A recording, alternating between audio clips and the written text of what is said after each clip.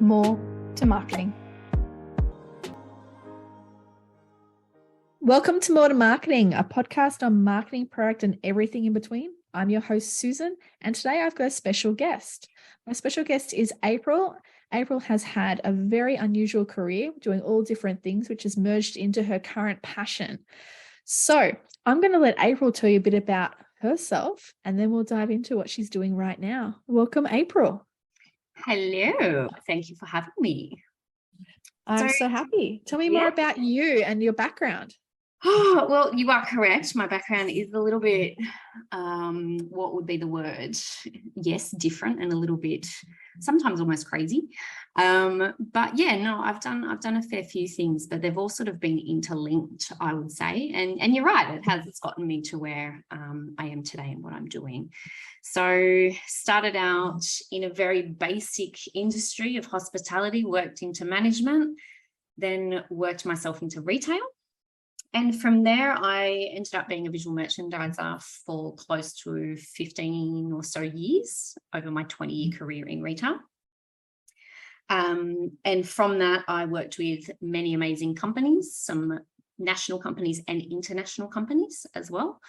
And then from there, I decided to chuck it all in, quit my job and go back to TAFE and open up my own business, which I have now. Fantastic. And I have to say that the key theme that kept rolling through everything that you've done, because I do know your career background quite well, is customer experience and the passion behind customer experience. So tell me about what you're doing today and this business that you've just started in the last year. Tell me about it. So I'm in the disability industry now, which seems to be a big difference from what I just said. But it's, yeah, you're right, it's really not, because I'm still serving people in the community. It's just a very small community, or a smaller community in which I'm reaching now. So I am a trainer by trade and I am a teacher's aide by trade. So I am an educator. And with those qualifications and with that passion, that's enabled me to actually form a very specific niche service that I provide actually to the disability industry nowadays. Fantastic. And if you can't work out what today's podcast is about, everyone, it's about creating a new business and focusing on customer needs. So talking more about this one specifically, April, I know that you've got your background now in being an educator. You have a huge passion in the disability space from personally from friends, family, and what you're seeing out there, as well as your own heart and wanting to do. So this is really a passion business to bring to life. But I suppose, why did you think it was needed? What gap was there in the market that you identified? Can you talk us through that process? I can. So that's something that's been really big for me. And it was actually a bit of an eye-opener. So when I quit my job in retail after being a merchandiser for a long time, and I literally mean when I said I quit my job and I went to TAFE and I got my qualification. And after sort of studying for about 6 months, I landed a role within a disability service in the local area. And from that, I just started off, as you do, as a casual, be introduced to the industry. Like you said, even though I had lots of personal experience with disability, obviously this is different because it's professional. There's so many legalities and policies and procedures and so much stuff in this industry that is just, it can be very overwhelming sometimes. But then from then, I grew into that role, and eventually I went from casual and I was put on part-time, and eventually I ended up being one of the program managers in my later days in that area. And from that, I was working with a beautiful bunch of young men who were ranged in age between sort of about 18 and 23, 24. They all had autism, mild intellectual disabilities, but very, very capable. So in terms of the language that I would recommend them as or see them as would be like higher functioning. I know a lot of people don't like that term, but it is a term that I grew up with. So they all were after work, they were after just being part of the community, and they wanted everything that you and I want in life. Yep. But from working at this program, I really saw that it wasn't specific enough for these young men. These young men had so much potential, and I could start to see the gaps. As soon as I became that program manager, I was seeing the gaps straight away. And obviously I took this to management and said, look, this is the gaps that I'm seeing. This is what these boys need. How can we work with this? And of course we worked with some of it within the program, but in the end, I was just like, you know what? There's an opportunity here to take this even further. And as I started talking to parents of these young people, I really sort of went, okay, I think I can work with something here. You know, it was just a gut feeling. It was like, I know I've got people on my side, and I just went with it. Yep. And that's how it all sort of started. And as part of that journey, naturally you have to start thinking about, okay, I'm going to build a business here. Mm-hmm. How did you come about choosing your name? What was the process behind that for you? It's a funny story behind that, actually. I had no idea what I was going to call business. Absolutely no idea. And it actually came from my email. I had to create a new business email. This is probably the most random way a business name has been created. I had to create a new business email, and I sent that out to a few parents that I was starting to work with. And as you know, it's hard, like trying to find a password or a new email. And I kept putting in all these things, and they were all taken. And I'm like, man, what's going on? Why are people taking all of these things? And it literally just came from that. And I was like, okay, well, I'm delving into life skills. So I was like, I want something with life skills in there. And from that, it literally, my email was life skills, and it had the word tutoring in it. And I literally looked at that and went, I think that's my business name. Yeah, that'll do. Simple. And it worked. Yep. and it clearly says what you're doing as well. And it does. And it's funny because everybody now that I've sort of connected with and worked with has gone, no, it's perfect. It's absolutely perfect. So it sort of cements with me that sometimes you do just have to take that chance and take that thing that's just sitting in front of you and roll with it sometimes. Yep, exactly. And as part of your setup process, so number one, of course, you need a name. You need an email. But what else did you set up for your new business? Basically, I started straight into curriculum, because that was the big thing for me. Obviously, like we were speaking about learning the gaps, I knew what needed to be done. So that was the first thing for me. And I found that was the most important thing, because if I was going to go out and try and get new clients to come on board with my business, I needed to show them what I could do. Yep. So that was the first thing. And I know that's probably a little bit different to other businesses, but that's the nature of the disability industry as well, is basically finding that one thing and showing your clients and showing your service what it is. This is what I can do. This is how I can do it. This is what I can offer. Yep. And what about other things for them to find you? Like, did you end up doing anything for websites, socials, flyers, booklets? What else did you decide that you would need when you were first starting up? And then what did you progress to as your second phase? Yeah. So, I mean, that's right. That first phase was literally initially probably about, I would say 3 to 4 months that I hit the ground running, and I had the name, I had a couple of clients under my belt, I had a curriculum going, I had a structure within the back of house of the business. And then it was, okay, now that I've got that settled, what do I need? I've got a business name. I need a logo. You know, yep. I need something that's going to say, hey, this is me. So I found myself an amazing graphic designer in the community, and she has been so wonderful, and she really understood me from not just a professional aspect, but also a personal aspect, which is what I needed, because I spoke to a lot of graphic designers and that they just couldn't quite understand what I wanted to portray. She she got that. So when it came to designing a logo, obviously I'm a very creative person in general, as you could probably tell from my history. But so I had a really good understanding of what I wanted. I just didn't know how to put it together. So when I gave that to her and she sort of came back, and once again, she gave me 3 designs and she added a 4th one in, and she goes, oh, I just put the 4th one in just because. And I said, I'm so glad you did, because that 4th one that she showed me was the logo that I wanted. As soon as I saw it, I went, that's it. That is me.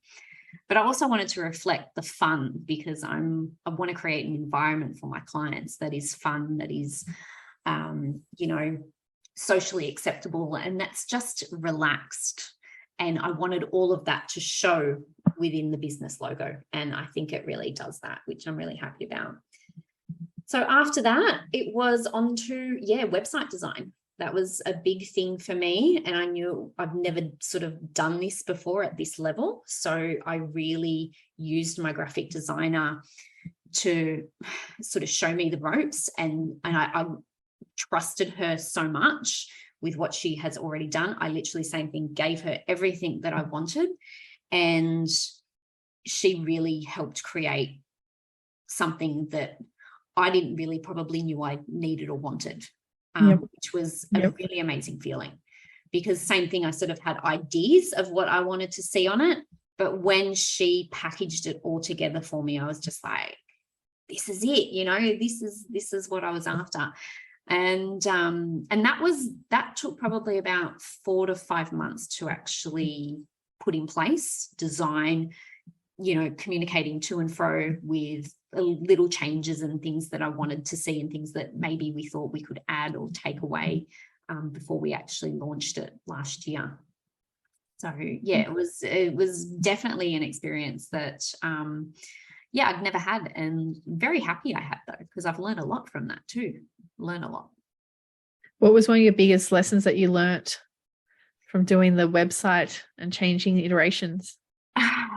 Is that, I think for me, not always what you think will work. And it's funny, because I think I know that from previous experience, but when it's something really personal or really close to you, I think sometimes we can be a bit blindsided and go, no, I know what I need, I know what I want. And I'm very open to other creative people stepping in and doing their thing. But it's still, there was things that she really put forward and said, I think this might work for you. And it was like, man, I didn't even know that existed. I didn't even know I needed that. That's really cool. Yeah. So that was probably my biggest learning curve. And I'm still working on the website now, because it's already going through an update, and I'm actually learning back of house stuff now as well with the web design, with what I've got planned in the future, which is I'm really excited about now. It is. It's one of those interesting things that learning the technique of briefing into a designer, no matter what it is an art form on its own. And the best thing to do in those situations is to never have the solution in mind. It's always about what your scope is and what you need, and let them come up with multiple solutions. Like your example you've given of the logo. You gave a brief in of this is what you want it to feel, this is what you want people to think about when they see it. These are the emotions that are connected with it. And then she came up with 4, but it happened to be that 4th amazing last one that she just threw in, that she wasn't quite sure about, but she thought it did fit you. That was the one that worked and resonated best for you.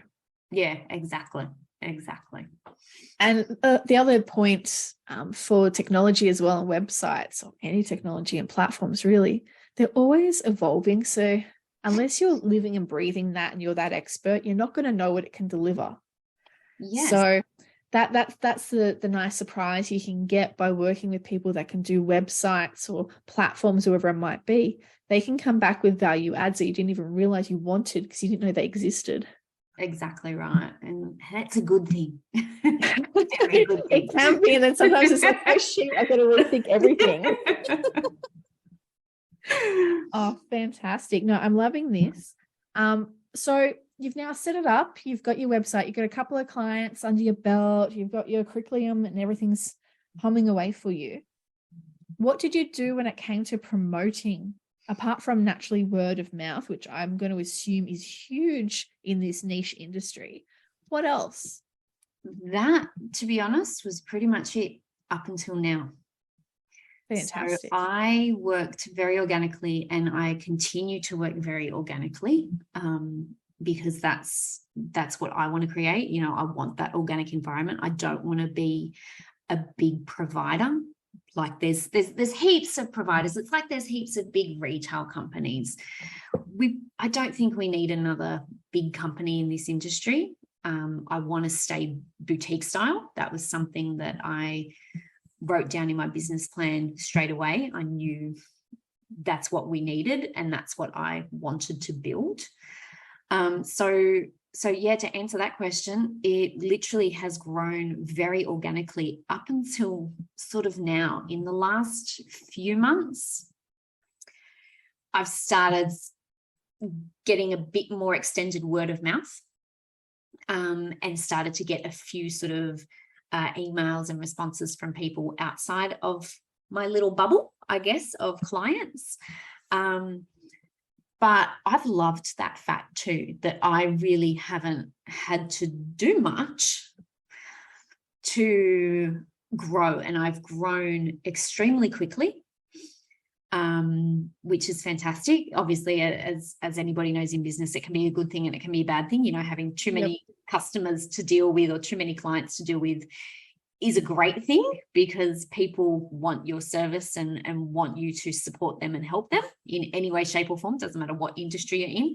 But it can also be a bad thing, because then obviously you need to put in other things, including the biggest thing of staff and money and time to accommodate that growth. And that's been the trickiest thing to navigate in the last few months.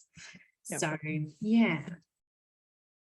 No, that's a very interesting dilemma to have, the pros and cons as you've mentioned. But I suppose in reflection, if you go back the last couple of years about this journey, about creating your new business and it going live, and the iterations that you've made and the changes and what you're seeing the future to be, what are a couple of your key learnings?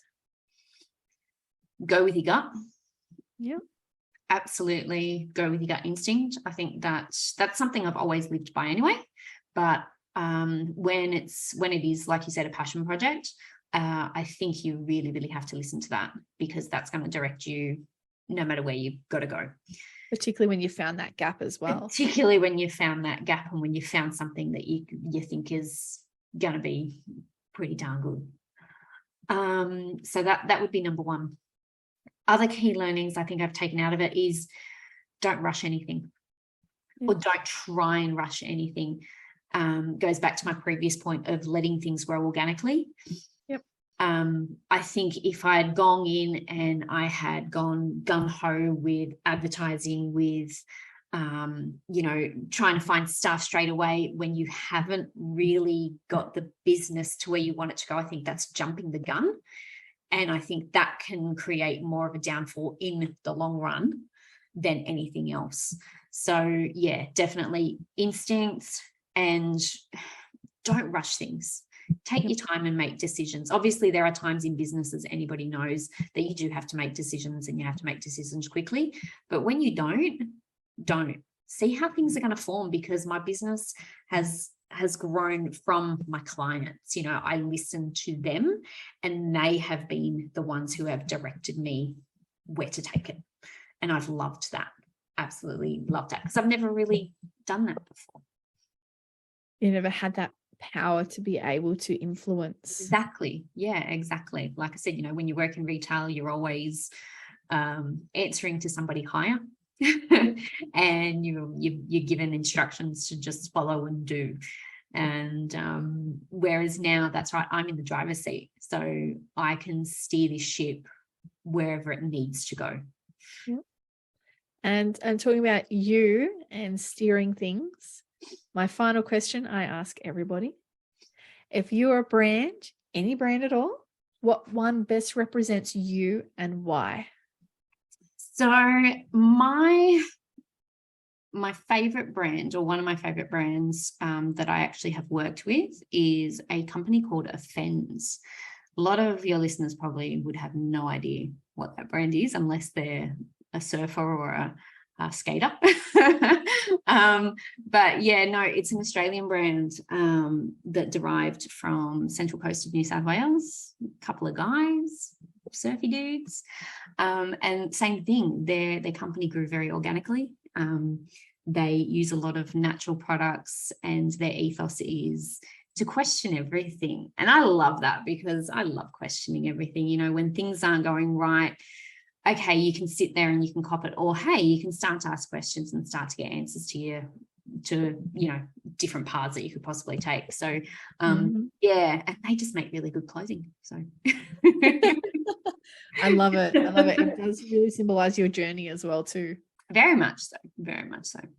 Awesome. Well, thank you so much, April, for today. We've learnt so much, from when you first start looking at your business and creating that business plan, to ensuring that you do a phased approach so that you're not doing things too rushed, that you really take your time but go with your gut. And at the same time, if you believe in it, go for it, because there's usually a reason behind that. So thank you again so much, April. I appreciate your time. And if anyone wants to hear some more amazing podcasts with guests like this, don't forget to follow More to Marketing. More to Marketing.